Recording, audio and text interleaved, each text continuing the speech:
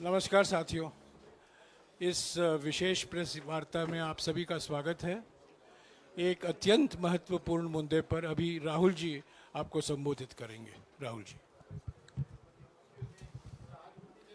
Are they going to put this stuff up here? Srivatsa? Are you putting this up here? नमस्कार, कैसे हैं?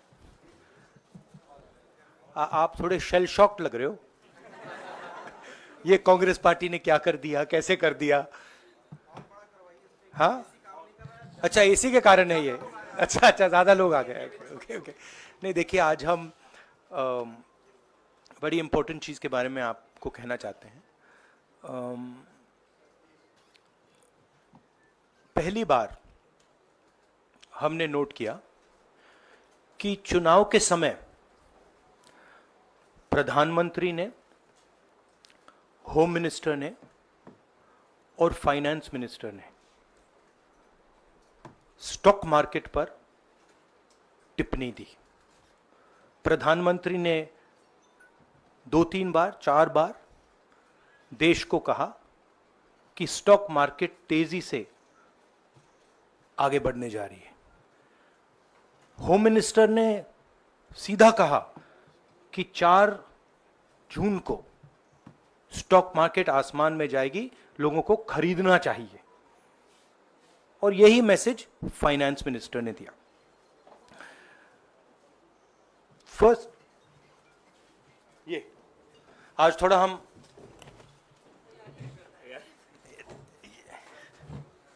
तो ये chronology है।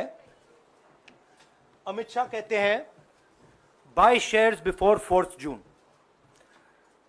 19 में नरेंद्र मोदी जी कहते हैं stock market will break records on June 4। फिर 28 मई को रिपीट करते हैं। 1 जून मीडिया झूठे एग्जिट पोल रिलीज करती है। बीजेपी का ऑफिशियल जो इंटरनल सर्वे था वो उनको 220 सीट दे रहा था। तो ये इंफॉर्मेशन बीजेपी के लीडर्स के पास था।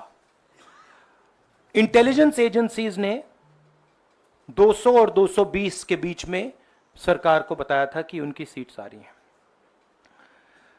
3 जून को स्टॉक मार्केट सारे रिकॉर्ड तोड़ देता है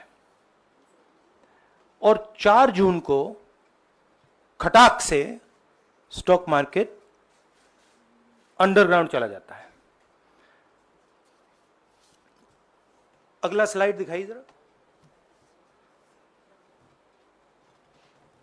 ये देखिए, 31 मई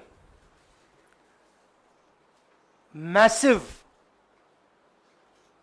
stock activity, more than double what was there on 30th, more than double what was there on 29, 28। ये अनोमली देखिए। ये कौन लोग हैं? ये वो लोग हैं जो जानते हैं कि कोई ना कोई घपला हो रहा है। हजारों करोड़ रुपए यहां पे इन्वेस्ट हुए हैं, फॉरेन इन्वेस्टर्स ने इन्वेस्ट किए हैं। और उसके बाद 30 लाख करोड़ रुपए का लॉस होता है। किसका लॉस होता है? रिटेल इन्वेस्टर्स का लॉस होता है। तो ये जो आप देख रहे हैं, हिंदुस्तान की स्टॉक मार्केट की हिस्ट्री का सबसे बड़ा स्कैम है। और इसके बारे में हम कुछ सवाल पूछना चाहते हैं। पहला सवाल, why did PM and HM give specific investment advice to the 5 crore families investing in the stock market? Is it their job to give investment advice?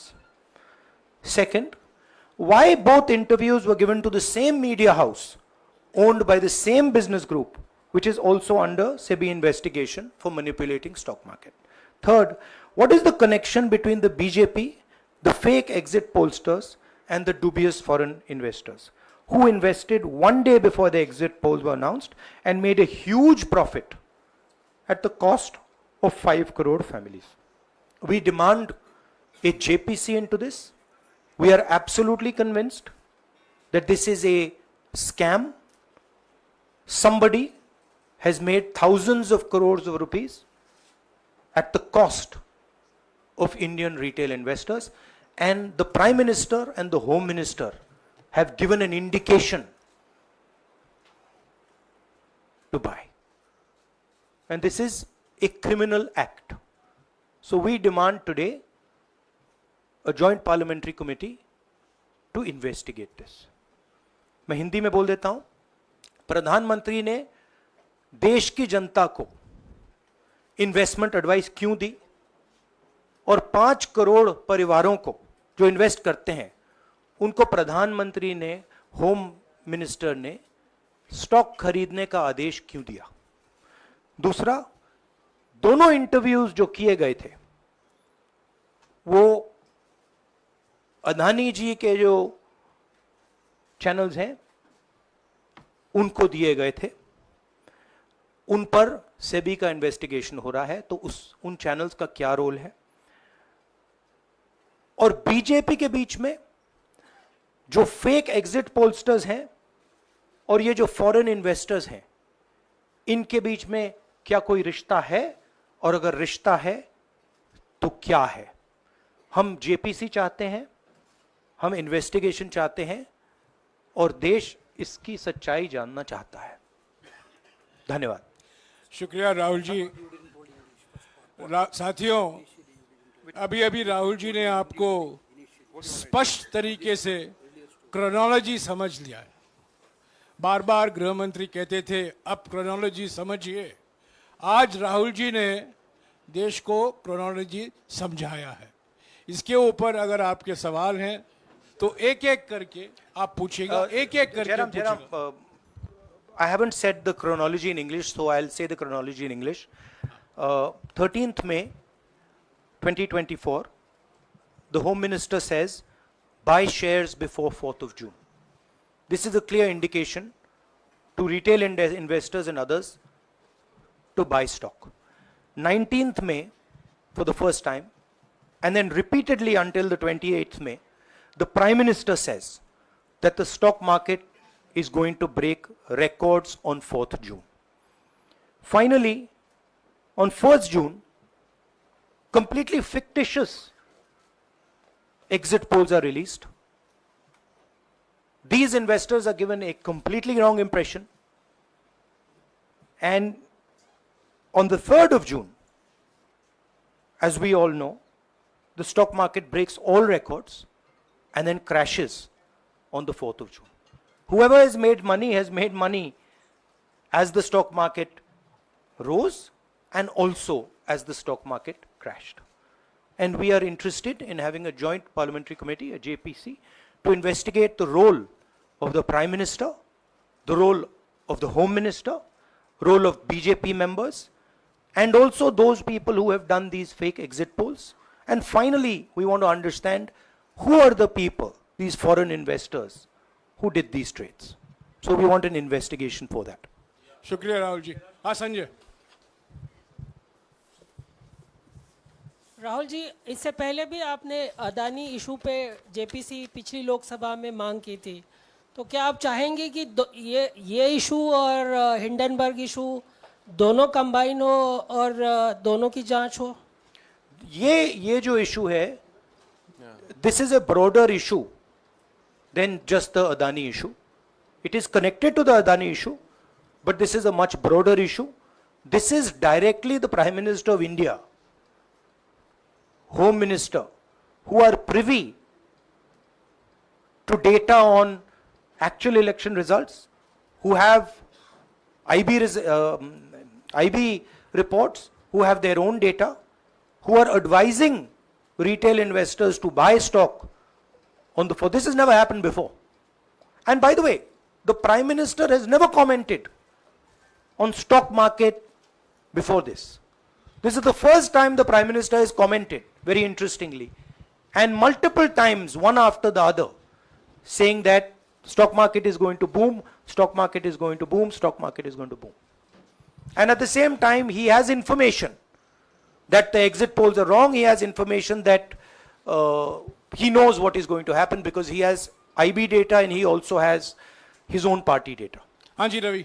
Rahul ji, मेरा सवाल यही है कि जी न्यूज़ ने भी ये सारी चीज़ बताई है जनता को कि कई चैनलों ने मिलकर ये सब चीज़ किया है, जिस तरह से एग्जिट पोल करके लोगों को गुमराह किया है, जिस तरह से शेयर बाजार में सारा कुछ हुआ है, जी न्यूज़ ने भी इस मामले को उठाया है और बताया है। और आपके कहने का सीधा अर्थ है कि अडानी को इसका फायदा उठाने के लिए किया गया है? नहीं, मेरा कहने का ये अर्थ है कि उसमें अदानी इन्वॉल्व हो सकता है, मगर ये अदानी से बहुत बड़ी चीज है। इसमें बीजेपी के सबसे बड़े नेताओं ने कहा है, रिटेल इन्वेस्टर्स को मैसेज दिया है कि आपको स्टॉक खरीदना चाहिए।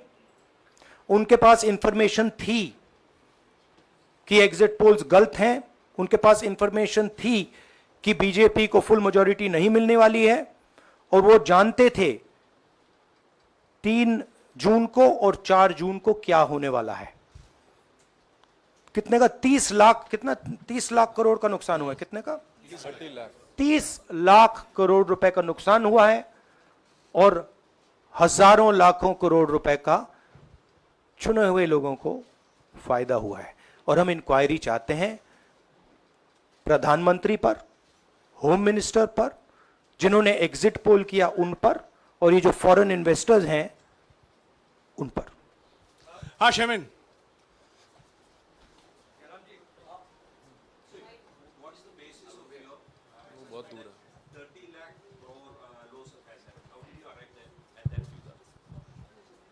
Do you want to explain?